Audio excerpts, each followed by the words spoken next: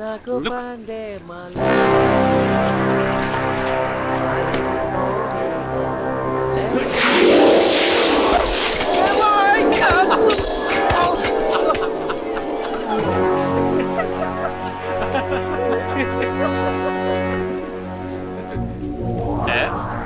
ഗെറ്റപ്പൊക്കെ മാറി ഒന്ന് കുട്ടപ്പനായിട്ടുണ്ടല്ലോടാ. റോസി പറഞ്ഞിട്ടാ ചത്തുപോയതിന്റെ അവതാരമാണെന്നും പറഞ്ഞ് എല്ലാവരുടെയും കണ്ണിപ്പൊടിയിട്ട് നീ എന്താടാ വല്ലതും ഒപ്പിക്കുന്നുണ്ടാ? ഉണ്ടെങ്കി പറയടാ. റോസി അവള് പണ്ടേ എന്റെ ഒരു വീക്ക്നെസ്സാ. അതെ, നീയൊന്നും മനസ്സ് വെച്ചൊരു സാഹചര്യം ഒരുക്കി തന്നാ നമുക്ക് രണ്ടുപേർക്കും നല്ല ഫ്രണ്ട്സ് ആയിട്ട് കഴിയാം. എന്തേ, ഒപ്പിച്ചേരാൻ പറ്റുമോ?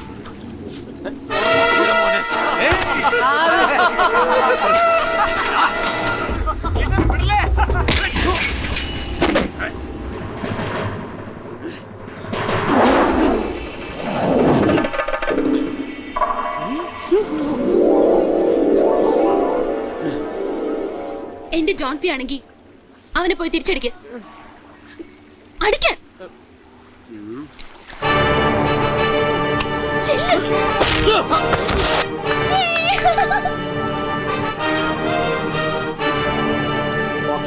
well done.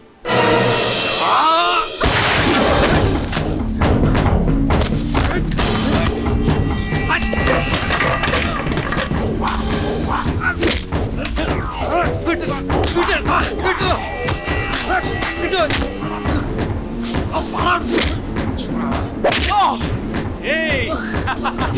Hey! Come on, come on! Yeah, come on, man! പോയടിക്കടാ, നിന്റെ കാളിയമർദ്ദൻ അവന്റെ നെഞ്ഞത്ത് കളിക്ക്. ചെല്ല്.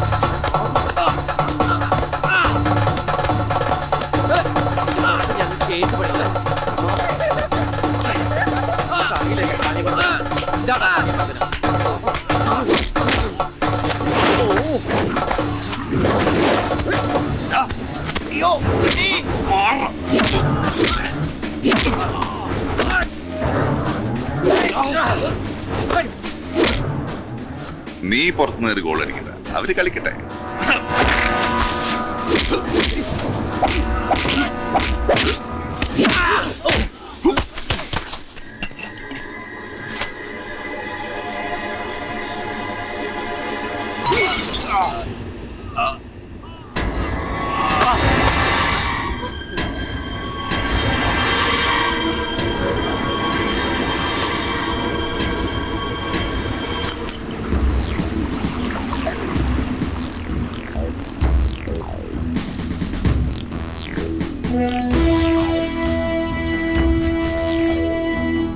അവനകത്തുണ്ടാവും, കയറി നോക്ക്. സർ,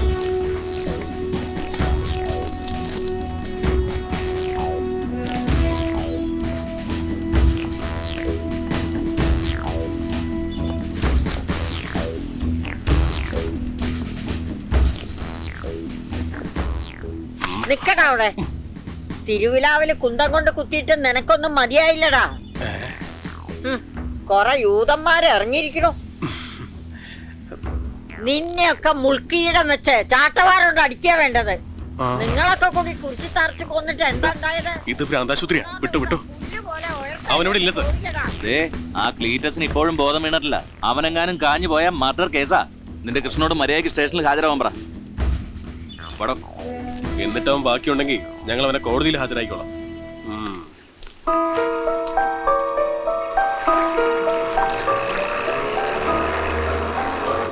ഇവനിതോടെ ഞാനിവിടെ ഉണ്ട്.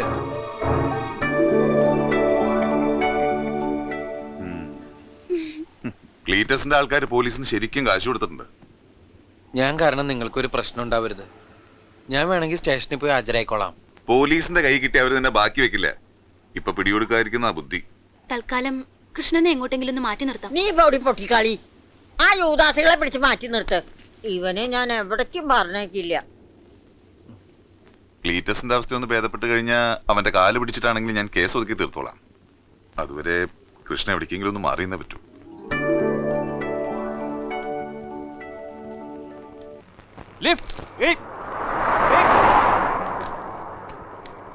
Hello hello. വിശാഖപട്ടണത്തൊരു ജോലി ശരിയായി തരാന്ന് സണ്ണി ഏറ്റിട്ടുണ്ട്. അവിടെ പോയിട്ട് അവനെ കണ്ടാൽ മതി. ബാക്കി അവൻ നോക്കിക്കോളും. എവിടെ ചെന്നാലും ഇഷ്ടമുള്ളവരൊക്കെ വിട്ടുപോവാനാ എന്റെ വിധി.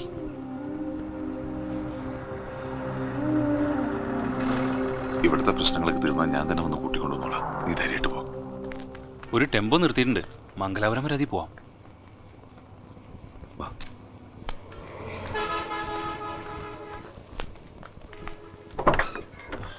ശരി. പോയിട്ടോ.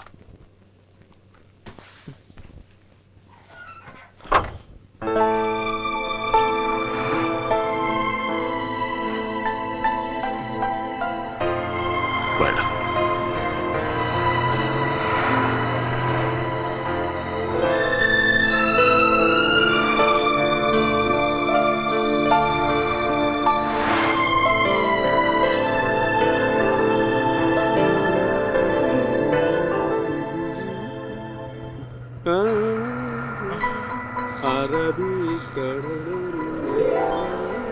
ലോറൻസേ,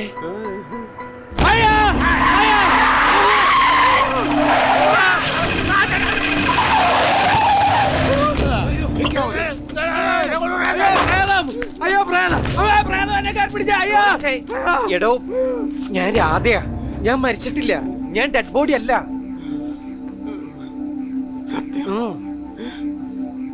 अरे बेवड़ा पी के झगड़ा कर रहे यार.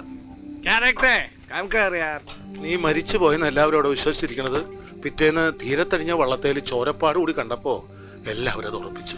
മൂന്നാം പക്കം തീരത്ത് നിന്റെ ശവം കാത്ത് ദിവാകരന് ശാന്തമേ കരഞ്ഞുകൊണ്ട് നടക്കുകയായിരുന്നു മോനെ.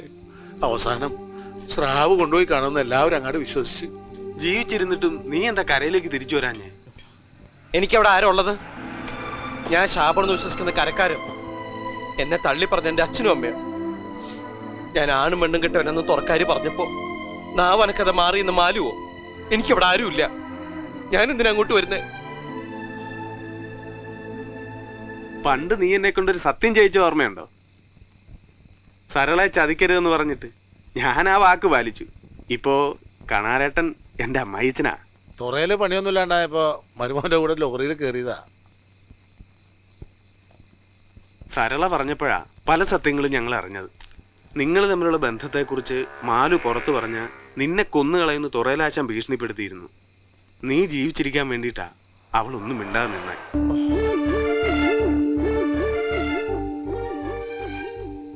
നീ മരിച്ചു എന്ന് കരക്കാര് മുഴുവൻ വിശ്വസിച്ചെങ്കിലും മാല് മാത്രം അത് വിശ്വസിച്ചില്ല. നീ എന്തെങ്കിലും തിരിച്ചു വരുമെന്ന് പറഞ്ഞ് അവള് കാത്തിരിക്കുകയായിരുന്നു. പക്ഷെ തൊറയിലാശാൻ കുമാരനും മാലുമായിട്ടുള്ള കല്യാണം ഉറപ്പിച്ചു. കുമാരേട്ടന് കോളടിച്ചല്ലാട്ട് വേഗം കൊടുക്കടോ. വന്നാട്ടെ വന്നാട്ടെ. ഞാനകത്താട്ടൊന്ന് പോയിട്ട് വരാം.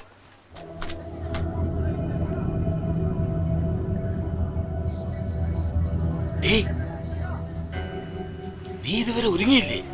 ഈ തുറക്കാരുടെ മുന്നിൽ നീ എന്നെ നാണം കെടുത്തി അടങ്ങുമല്ലേ? എന്റെ സമ്മതമില്ലാണ്ട് നിശ്ചയിക്കണ ഈ കല്യാണം നടക്കുമെന്ന് അച്ഛൻ സ്വപ്നത്തിൽ പോലും വിചാരിക്കണ്ട. നീ പിന്നെ ആരെ അടി കാത്തിരിക്കണേ? ചത്ത് കടലെടുത്തു പോയ ആണും പെണ്ണും കെട്ട അവനെയാ.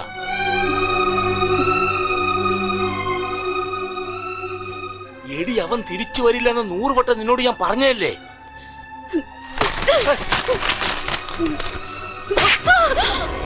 ഒന്നുകളയും ഞാൻ. അവൻ കടലമ്മയുടെ കൊട്ടാരത്തിൽ സുഖവാസത്തിന് പോയതല്ല, ഒന്ന് കടലിലെറിഞ്ഞതാ.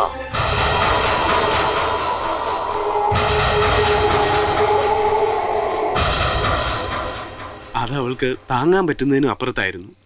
ശ്രീവാളിൽ നിന്ന് ചാടി മാലു ആത്മഹത്യക്ക് ശ്രമിച്ചു.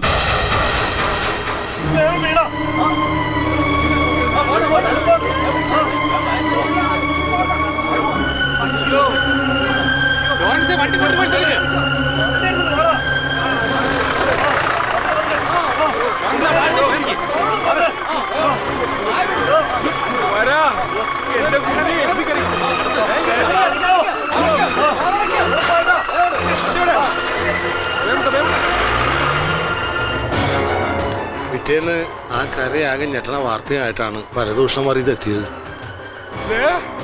അറിഞ്ഞില്ല ആശുപത്രിയിലെ വിശേഷം. ചൊറയിലാശാന്റെ മോള് പിഴച്ചുപോയി. അവക്ക് വയറ്റിലുണ്ടെന്ന്. ഈശ്വര, കുമാരേട്ടൻ പുറകെ നടന്ന് പണി പറ്റിച്ചെടുത്ത. കുമാരനല്ല ആള്. അവള് നമ്മുടെ രാധയുടെ പേരാ പറഞ്ഞത്.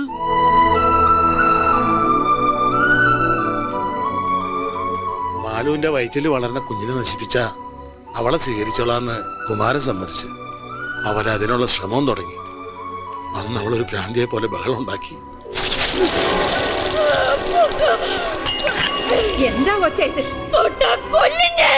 വേണ്ട, അടുത്ത് വരരുത്.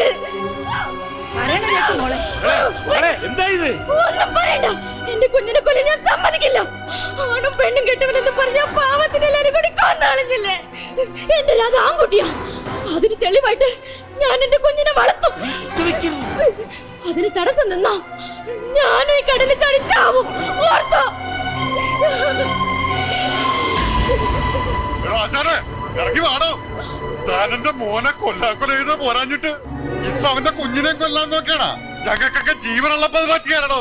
എല്ലാരെയും എല്ലാ കാലവും പറ്റിക്കാനും വിചാരിക്കണ്ട. ഒരു തുറയിലാശാൻ വന്നേക്കണ്. എന്റെ മോനാണല്ലെന്ന് പറഞ്ഞ് തനിക്ക് ദൈവം തന്ന ശിക്ഷയാണിത്. തന്റെ ഒടുക്കത്തെ ഒരു പ്രവചനം. ഇനി ഞങ്ങളുടെ മോനെ തിരിച്ചു തരാൻ തനിക്ക് സാധിക്കോ? ഇയാളെയാണ് നാട്ടിൽ നിന്ന് ഓടിക്കേണ്ടത്. ഉള്ള ശകുനി ഒരേരാച്ചാൻ.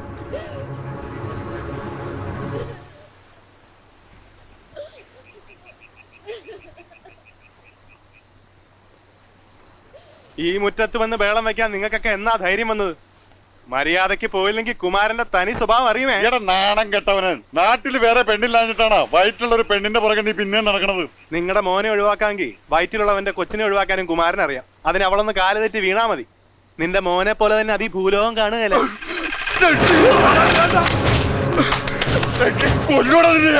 നിന്റെ അച്ഛൻ നേരുന്നത് അബദ്ധത്തിലാണെങ്കിൽ ഇത് അറിഞ്ഞോണ്ട് തീർക്കും ഞാൻ. വേറെ കടുവാ. അതോടെ കുമാരന്റെ മനസ്സിലെ പക വർദ്ധിച്ചു. പിറ്റേന്ന് രാത്രി